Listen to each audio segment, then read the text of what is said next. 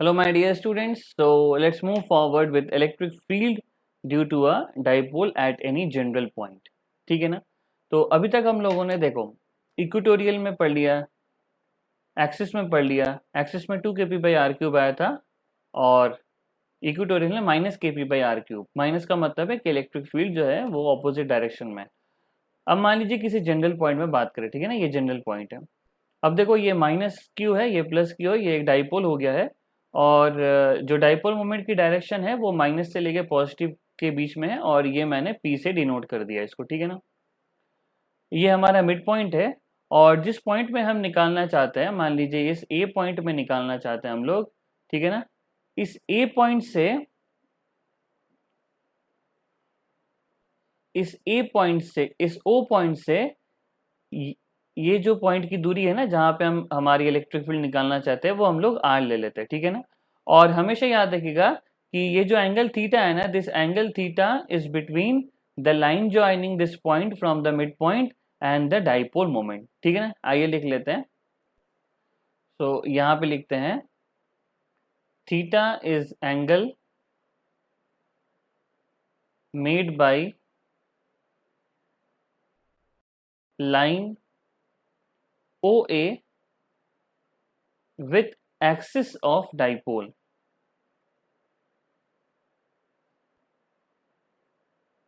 ठीक है। अब देखो बच्चों, ये जो डाइपोल है ना P, ये एक वेक्टर क्वांटिटी है। हम किसी भी वेक्टर क्वांटिटी को दो परपेंडिकुलर कंपोनेंट्स में तोड़ सकते हैं, ठीक है ना। तो ये जो P है, हम इसको दो कंपोनेंट्स में तोड़ रहे हैं। एक तो ये कंपोनेंट, ये मान लीजिए ये हमारा हॉरिजॉन्टल है, और एक ये कंपोनेंट ये मान लीजिए वर्टिकल है, ठीक है ना। आपको पता है कि जिसके साथ एंगल होगा वो हो जाएगा P cos थीटा, तो ये कंपोनेंट हो जाएगा P cos थीटा और ये जो कंपोनेंट है ये हो जाएगा P sin थीटा। अब मेरे बात ध्यान से सुनना, हम इसको दो अलग अलग डाइपोल की तरह ले सकते हैं। P sin थीटा एक अलग डाइपोल है, ठीक है ना, ये P sin थीटा एक अलग डाइपोल है और P cos थीटा एक दूसरा डाइपोल। P sin थीटा एक अलग डाइपोल है, P cos थीटा एक दूसरा डाइपोल है। अगर हम P cos थीटा की बात करें, अगर हम P cos थीटा की बात करें तो ये जो पॉइंट है ना, ये एक्सिस में लाई कर रहा है। अगर आप P cos थीटा की ध्यान दो तो P cos थीटा के लिए ये जो लाइन है ये एक्सिस की तरह काम कर रही है। तो P cos थीटा के लिए जो इलेक्ट्रिक फील्ड आएगी हम लोग उसको नाम दे देते हैं E1, ठीक है ना। अब देखो P sin थीटा के लिए ये जो पॉइंट है ये इक्वेटोरियल पॉइंट है। P sin थीटा की डायरेक्शन किधर है, इधर है, और ये जो पॉइंट है ये इसके परपेंडिकुलर है। तो ये जो लाइन OA है ये P sin थीटा के लिए इक्वेटोरियल की तरह काम करेगी। तो इसके लिए जो इलेक्ट्रिक फील्ड आएगी वो आपको पता है, अपन ने देखा था पिछले क्लास में कि इक्वेटोरियल पॉइंट के लिए जो इलेक्ट्रिक फील्ड होती है वो डाइपोल मोमेंट के ऑपोजिट होती है। तो अगर ये हमारा dipole moment P sin theta है तो इसके कारण जो इलेक्ट्रिक फील्ड होगी इसके में होगी। तो ये हम नाम देते हैं E2, ठीक है ना। तो देखो अगर हम लोग E1 लिखने की कोशिश करें तो ये एक्सिस के लिए है और एक्सिस के लिए फॉर्मूला होता है 2kp, और ये जो एक्सिस वाला जो डाइपोल है वो कौन सा है, P cos थीटा। तो हम लोग लिखेंगे 2kp cos theta by r³, ठीक है। और अगर हम लोग यही E2 लिखने की कोशिश करें तो हम लोग लिखेंगे Kp, और ये जो डाइपोल है ये इक्वेटोरियल वाली जो इलेक्ट्रिक फील्ड है वो P sin थीटा के कारण है, तो हम लोग लिखेंगे Kp sin theta upon r³, ठीक है। अब आप देख पा रहे हो कि E1 और E2 दोनों एक दूसरे के परपेंडिकुलर है। E1 और E2 दोनों एक दूसरे के परपेंडिकुलर है, तो जो नेट इलेक्ट्रिक फील्ड आएगी, जो नेट इलेक्ट्रिक फील्ड आएगी वो हम लोग लिख सकते हैं अंडर रूट E1 का होल स्क्वायर प्लस E2 का होल स्क्वायर, ठीक है ना। तो आइए इसको करते हैं। तो देखो अगर अपन E1 का होल स्क्वायर प्लस E2 का होल स्क्वायर करते हैं तो ये हो गया 4k square P square cos square theta, नीचे आ जाएगा r³ का होल स्क्वायर, प्लस ये आ गया k square P square sine square theta upon R cube का होल स्क्वायर। अब देखो के स्क्वायर पी स्क्वायर और आर क्यूब के होल स्क्वायर को अगर अपन कॉमन लेके बाहर निकालते तो उनके स्क्वायर हट जाएंगे क्योंकि रूट से बाहर निकल रहा है वो।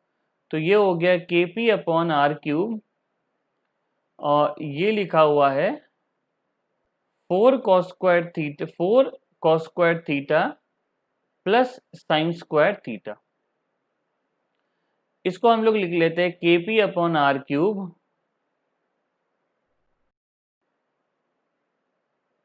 इसको अपन लिख सकते हैं 3 cos square theta plus sine square theta. एक और ब्रैकेट लगाते हैं, ये sign square theta plus cos square theta को हम लोग क्या लिख सकते हैं, 1 लिख सकते हैं। तो जो नेट इलेक्ट्रिक फील्ड होगी वो हमें मिल गई K P upon R cube under root cos square plus sine square को 1 लिख देते हैं, और ये बचा हुआ 3 कॉस स्क्वायर थीटा। आप चेक कर सकते हो कि एक्सिस और इक्वेटोरियल के लिए ये मैच कर रहा है या नहीं कर रहा है, ठीक है ना। आप यहाँ पे चेक कर सकते हो, अगर अपन एक्सिस की बात करेंगे तो ये थीटा 0 हो जाएगा, और अगर अपन इक्वेटोरियल की बात करेंगे तो ये थीटा 90 डिग्री हो जाएगा, ठीक है ना। अपन चेक कर लेते हैं कि एक्सिस के लिए और इक्वेटोरियल के आंसर मैच करेंगे, तो चेक कर लेते हैं। तो फॉर पॉइंट ऑन एक्सिस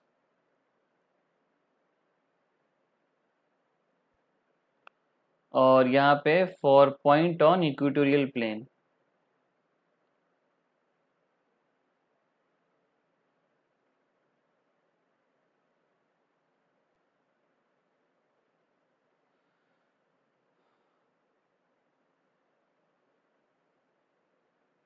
तो आइए करते हैं। ओके स्टूडेंट्स, तो बात करते हैं एक्सिस में। देखो एक्सिस में क्या होगा कि थीटा बराबर कितना हो जाएगा, 0 डिग्री हो जाएगा, ठीक है। और अगर हम लोग इक्वेटोरियल में बात करें तो थीटा बराबर कितना हो जाएगा, 90 डिग्री, ठीक है। अब अगर फॉर्मूला करें ई नेट का, तो वो यहाँ पे कितना आ जा रहा है, K P upon R cube under root 1+3 cos square 0, cos 0 कितना होता है, 1 होता है। तो यह आ गया K P upon R cube under root 1+3, तो अंडर रूट 4, तो 2 बाहर निकल जाएगा, तो 2 के पी अपॉन आर क्यूब। और यही हम लोगों ने पढ़ा भी था। नेक्स्ट अगर हम लोग, तो बच्चों अगर हम लोग एक्सिस पर बात करें तो एक्सिस पर थीटा बराबर कितना हो जाएगा, 0 डिग्री हो जाएगा। अगर आप ये फॉर्मूला पुटअप कर दो तो जो नेट इलेक्ट्रिक फील्ड आएगी ये आएगी के पी अपॉन आर क्यूब, और यहाँ पे आ जाएगा 1+3 कॉस स्क्वायर 0। कॉस 0 कितना होता है, 1 होता है। तो ये हो गया K P upon R cube under root 1+3 cos 0 1, तो 3+1 4, तो 2 बाहर आ जाएगा, तो 2 के पी अपॉन आर क्यूब, है ना, जैसे कि हम लोगों ने पढ़ा भी था। और अगर इक्वेटोरियल में बात करें तो ई नेट बराबर कितना आ जाएगा, ई नेट बराबर आ जाएगा K P upon R cube. Equatorial में थीटा बराबर कितना हो जाएगा, 90 डिग्री हो जाएगा, ठीक है ना। तो ये हो जाएगा 1+3 90, और कॉस 90 कितना होता है, 0 होता है। तो ये आ गया K P upon R cube. तो आप ये वाला फॉर्मूला याद कर सकते हो, इससे सारे क्वेश्चंस हो जाएंगे। बट आप हम बता रहे हैं कि आप इसको भी याद करना, और एक्सिस में 2 के पी अपॉन आर क्यूब भी याद कर लेना, और इक्वेटोरियल में के पी अपॉन आर क्यूब भी याद कर लेना, ठीक है ना। चलिए अब डायरेक्शन के बारे में बात करते हैं। तो देखो अगर डायरेक्शन की बात करते हैं ना, तो इसी में देख लेते हैं। मान लीजिए कि जो नेट इलेक्ट्रिक फील्ड है ये इस डायरेक्शन में है फ्रॉम पैरेललोग्राम लॉ, और ये मान लेते हैं कि फाई है। तो देखो tan फाई अगर अपन निकालें तो tan phi will be equal to E2/E1, ठीक है ना। tan phi is equal to E2/E1। तो आप इसको यहां सॉल्व करते हैं। देखो E2 कितना लिखा हुआ है, E2 हमारे पास ये है K P sine theta by R cube, और E1 है 2kp cos theta by R cube. तो आर क्यूब से आर क्यूब कट गया, के से के कट गया, पी से पी कट गया, तो यहाँ पे आ रहा है कि tan phi is equal to 1/2 sine theta और कॉस थीटा क्या हो जाएगा, tan थीटा। तो ये एंगल भी हमें मिल गया, ठीक है ना। और बस आप यहाँ पे एक चीज़ ध्यान देना कि ये जो हमने निकाला है ना, ये जो फाई निकाला है हमने, तो E1 के साथ जो नेट इलेक्ट्रिक फील्ड है वो अपना एंगल बना रही है E1 के साथ, ठीक है ना। जो नेट इलेक्ट्रिक फील्ड है वो E1 के साथ हमने एंगल फाई निकाला, तो tan phi is equal to 1/2 tan theta और ई नेट बराबर जो है KP by R cube under root 1 + 3 cos square theta. तो इसको डेफिनेटली याद रखना, ठीक है ना। चलो आगे बढ़ते हैं। नेक्स्ट अपन करेंगे electric dipole in a uniform electric field, ठीक है। तो आओ स्टार्ट करते हैं। तो आइए बच्चों स्टार्ट करते हैं। Dipole in a uniform external field, ठीक है ना। तो देखिए ये एक्सटर्नल फील्ड है E और यहाँ पे डाइपोल रखा गया, ठीक है। अब क्या होगा देखो, पॉजिटिव चार्ज पर जो फोर्स लगेगा वो इलेक्ट्रिक फील्ड के डायरेक्शन में लगेगा, तो इसको लेते हैं QE। और जो नेगेटिव चार्ज पर जो फोर्स लगेगा वो इलेक्ट्रिक फील्ड के ऑपोजिट में लगेगा और इसको ले लेते हैं QE, ठीक है ना। माइनस QE लेने की जरूरत नहीं है, माइनस मतलब ये साइन दिखा दिया यहाँ पे कि इलेक्ट्रिक फील्ड के ऑपोजिट में लग रहा है। तो देखिए ये दोनों फोर्स इस सिस्टम पर लग रहे हैं डाइपोल पर और ये इक्वल एंड ऑपोजिट है। तो जो नेट फोर्स लगेगा यूनिफॉर्म इलेक्ट्रिक फील्ड में किसी भी डाइपोल पर वो हो जाए 0, ठीक है ना, क्योंकि this both the forces are equal and they are acting in opposite direction. तो ये दोनों फोर्स का जो वेक्टर सम होगा वो अपना 0 हो जाएगा, ठीक है। नेक्स्ट, अब मान लो कि ये एंगल थीटा है, ठीक है ना। अब ये किसके बीच में एंगल है, ये है डाइपोल मोमेंट और इलेक्ट्रिक फील्ड के बीच का एंगल। अगर आप डाइपोल मोमेंट देखो तो डाइपोल मोमेंट की डायरेक्शन हो जाएगी नेगेटिव टू पॉजिटिव चार्ज, ठीक है ना। ये डाइपोल मोमेंट की डायरेक्शन हो गई नेगेटिव टू पॉजिटिव चार्ज, तो ये हमारी डाइपोल मोमेंट की डायरेक्शन होगी। और ये थीटा किसके बीच में है, डाइपोल मोमेंट और ये इलेक्ट्रिक फील्ड के बीच में एंगल थीटा है। अब देखो यहाँ पे जो इंपॉर्टेंट पॉइंट है एनसीईआरटी में क्या क्या लिखा हुआ है, the charges are separated so the force acts at different point. सही बात है, फोर्स डिफरेंट पॉइंट पे एक्ट कर रहा है, रिजल्टिंग इन अ टॉर्क। तो इसके कारण एक टॉर्क लगेगा जो इस डाइपोल को घुमाएगा, ठीक है ना। ये जो टॉर्क होगा ये डाइपोल को क्या करेगा, घुमाएगा। अब ये इंपॉर्टेंट पॉइंट है, when the net force is 0, तो देखो नेट फोर्स 0 है, द टॉर्क या couple is independent of origin, तो वो ओरिजिन पे डिपेंड नहीं कर रहा। तो क्या है वो, its magnitude equals to magnitude of each force, किसी भी एक फोर्स का magnitude multiplied by the arm of the couple. अब आर्म ऑफ द कपल क्या है, आर्म ऑफ द कपल है perpendicular distance between the two parallel forces, ठीक है ना। तो हमें परपेंडिकुलर डिस्टेंस निकालना है between the two anti parallel forces. तो अगर अपन परपेंडिकुलर डिस्टेंस देखें तो ये हमारा परपेंडिकुलर डिस्टेंस हो गया, ये जो मैंने येलो से मार्क किया है ना, ये अपना परपेंडिकुलर डिस्टेंस हो गया और ये अपने को थीटा दिखाई दे ही रहा है, ठीक है ना। और ये जो दोनों के बीच की डिस्टेंस है अपन 2a ले लेते हैं, तो ये हो गया परपेंडिकुलर। तो अपन लिख सकते हैं कि sine theta is equal to perpendicular, perpendicular को ऐसे लिख देते हैं जिससे कि आप p से कंफ्यूज ना हो जाओ। तो परपेंडिकुलर अपॉन हाइपोटेन्यूज ये है 2 है, तो परपेंडिकुलर बराबर हो गया है 2a साइन थीटा, ठीक है। तो जो परपेंडिकुलर है वो 2a साइन थीटा के बराबर हो गया, ठीक है ना। यहाँ पे ये परपेंडिकुलर है, ये जो है ना, ये जो मैंने रेड रंग से मार्क कर दिया है ना, ये परपेंडिकुलर, ठीक। तो ये अपना परपेंडिकुलर है। तो चलो अब निकालते हैं। तो टॉर्क क्या हो गया, टॉर्क हो गया किसी भी एक मैग्नीट्यूड, फोर्स का एक मैग्नीट्यूड और उसके साथ साथ हमें मल्टीप्लाई करना पड़ेगा परपेंडिकुलर डिस्टेंस। तो कोई भी एक फोर्स ले लो QE और मैग्नीट्यूड कितना है 2a साइन थीटा, अभी निकाला, ठीक है ना। यहाँ देखो QE into 2a sine theta, तो ये हो चुका है 2AQ ई साइन थीटा, और आपको पता है ना क्यू 2AQ क्या होता है, डाइपोल मोमेंट, तो ये हो चुका है PE साइन थीटा। तो टॉर्क बराबर है PE साइन थीटा या फिर P क्रॉस E।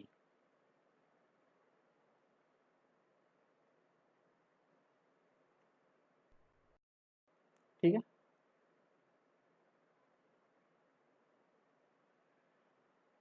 टॉर्क क्या चाहेगा, टॉर्क हमेशा ये चाहेगा कि डाइपोल हमेशा इलेक्ट्रिक फील्ड के डायरेक्शन में खुद को अलाइन करके रखे। ठीक है ना।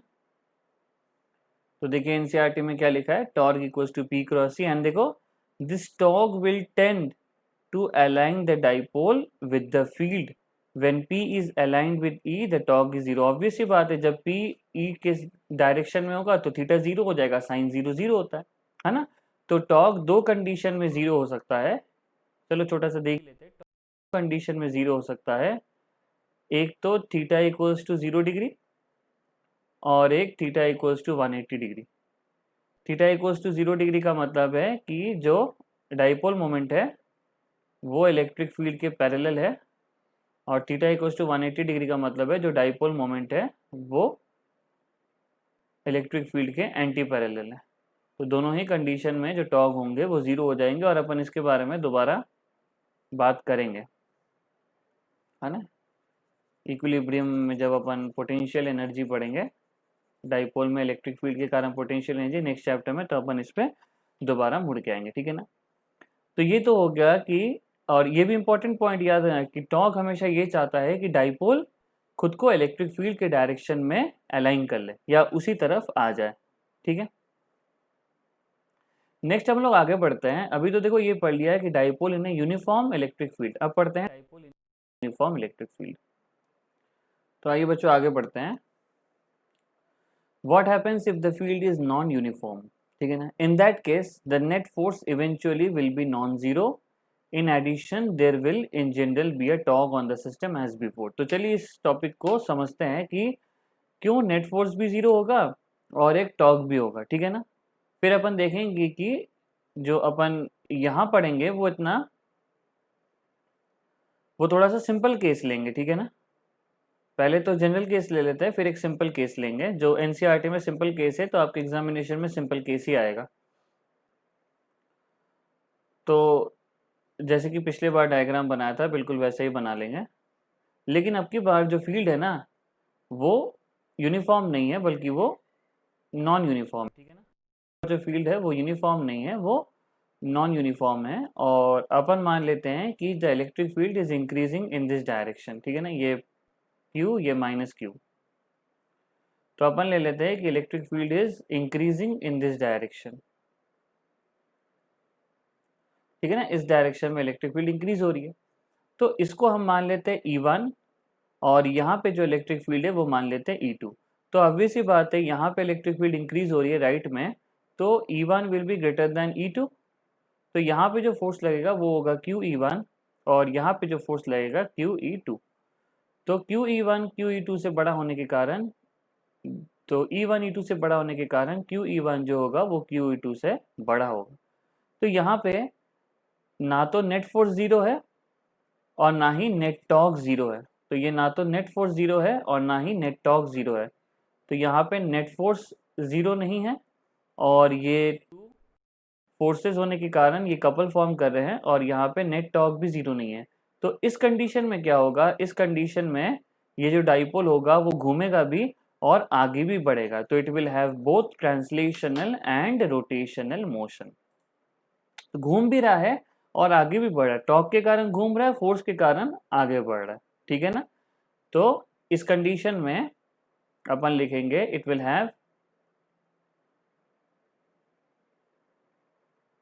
बोथ ट्रांसलेशनल फोर्स के कारण एंड रोटेशनल मोशन।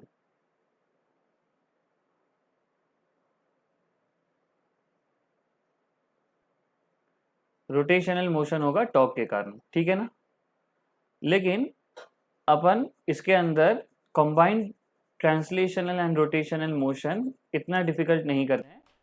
अपन एक जनरल केस में जाते हैं। तो देखो लिखा हुआ है, ये देखो, let us consider a simpler situation where P is parallel to E और एंटी पैरेलल टू E। जैसे ही P पैरेलल या एंटी पैरेलल टू E हो जाता है, अपना टॉर्क जीरो हो जाता है, ठीक है ना। तो हमारे जनरल केस में हम लोग टॉर्क को जीरो ले लेंगे, तो ये तो ये घूम नहीं रहा होगा, ये सिर्फ ट्रांसलेशनल मोशन कर रहा होगा, ठीक है ना। इन आइदर केस, देखो क्या लिखा हुआ, in either case the net torque is zero but there is a net force on the dipole if E is not uniform. तो टॉर्क तो जीरो कर दिया हमने, क्योंकि अपन ने पैरेलल या एंटी पैरेलल वाला कंडीशन ले लिया, लेकिन नेट फोर्स तो इसके अंदर है, तो ट्रांसलेशनल मोशन तो होगा। अब देखो ये यहाँ पे जो लिखा हुआ, ये डायग्राम में हम बता देते हैं, आप इसको पढ़ सकते हो। देखो इलेक्ट्रिक फील्ड इस डायरेक्शन में बढ़ रही है, ठीक है ना, और डाइपोल का जो डाइपोल की जो डायरेक्शन है वो इलेक्ट्रिक फील्ड के डायरेक्शन में ही है। तो देखो पॉजिटिव चार्ज पर फोर्स बड़ा होगा, क्योंकि जो पॉजिटिव चार्ज है वो इस तरफ है और इलेक्ट्रिक फील्ड बढ़ रही है, तो इसके ऊपर पॉजिटिव के, तो जो पॉजिटिव के ऊपर जो फोर्स होगा वो ज़्यादा होगा और नेगेटिव के ऊपर जो फोर्स होगा वो कम होगा। तो जो नेट फोर्स होगा वो पॉजिटिव वाले फोर्स के कारण ही होगा। So the direction of net force is in the direction of increasing electric field. यहाँ पे इस डायरेक्शन में इलेक्ट्रिक फील्ड इंक्रीज हो रही है, यहाँ पे इस डायरेक्शन में इलेक्ट्रिक फील्ड इंक्रीज हो रही है, बिल्कुल जो मैंने नीचे डायग्राम बनाया ना उसके जैसे ही है ना। तो इलेक्ट्रिक फील्ड इंक्रीज हो रही है और उसी डायरेक्शन में पॉजिटिव चार्ज का फोर्स लग रहा है, तो the net force is in the direction of increasing electric force. तो ये वाला हमारा जो QE1 है वो बड़ा है, तो QE1 के डायरेक्शन में ही हमारा क्या होगा, नेट फोर्स होगा, ठीक है। नेक्स्ट देखिए, जो नेक्स्ट डायग्राम है कि नेक्स्ट डायग्राम क्या है कि अब की बार क्या है, अब की बार इलेक्ट्रिक फील्ड इस डायरेक्शन में बढ़ रही है, लेकिन डाइपोल मोमेंट उसके ऑपोजिट में है, तो देखो नेगेटिव चार्ज पर फोर्स कहाँ लगेगा, इलेक्ट्रिक फील्ड के ऑपोजिट में लगेगा। पॉजिटिव पर फोर्स कहाँ लगेगा, इलेक्ट्रिक फील्ड के डायरेक्शन में लगेगा। लेकिन अब की बार आप देखो कि नेगेटिव चार्ज कहाँ है, इलेक्ट्रिक फील्ड के इंक्रीजिंग डायरेक्शन में, तो नेगेटिव चार्ज के कारण जो फोर्स होगा वो ग्रेटर होगा, तो नेगेटिव चार्ज के कारण जो फोर्स होगा वो ग्रेटर होगा। अब चाहो तो हम आपको यहाँ बना के भी दिखा सकते हैं कि मान लीजिए अब की बार ऐसे बना हुआ है, बस कुछ भी नहीं है, ये Q इधर चल गया, ये माइनस Q इधर चल गया। अब इसके ऊपर फोर्स कहाँ लगेगा, इधर लगेगा QE, और इसके ऊपर फोर्स कहाँ लगेगा, इधर लगेगा QE। मान लीजिए यहाँ पे इलेक्ट्रिक फील्ड हमारी इंक्रीज हो रही है, तो इसको E1 मान लो, इसको E2 ले मान लो। अब QE1 बड़ा हो जाएगा, तो फोर्स कहाँ लग रहा है, इधर लग रहा है, या in the direction of decreasing electric field, क्योंकि इलेक्ट्रिक फील्ड यहाँ इंक्रीज हो रही है तो यहाँ डिक्रीज होगी। So the direction of the net force is in the direction of decreasing electric field. तो ये डिपेंड करता है कि डाइपोल ओरिएंटेड कैसा है, ठीक है ना। अगर डाइपोल मोमेंट इलेक्ट्रिक फील्ड के डायरेक्शन में है तो net force is in the direction of increasing electric field. अगर डाइपोल मोमेंट जो है जो इलेक्ट्रिक फील्ड के अगर उल्टा है, तो the net force is in the direction of decreasing electric field, या इधर आ रहा है, ठीक है ना। आप इसको पढ़ भी सकते हो, यहाँ लिखा हुआ है when P is parallel dipole has net force in the direction of increasing electric field, when P is anti-parallel the net force is in the direction of decreasing electric field, ठीक है ना। तो ये भी पॉइंट काफी important है, इससे भी क्वेश्चन आ सकता है ना बच्चों। तो ये रहा हमारा आज का लेक्चर, और नेक्स्ट हम लोग नेक्स्ट क्लास में मिलेंगे। So thank you so much and God bless you all.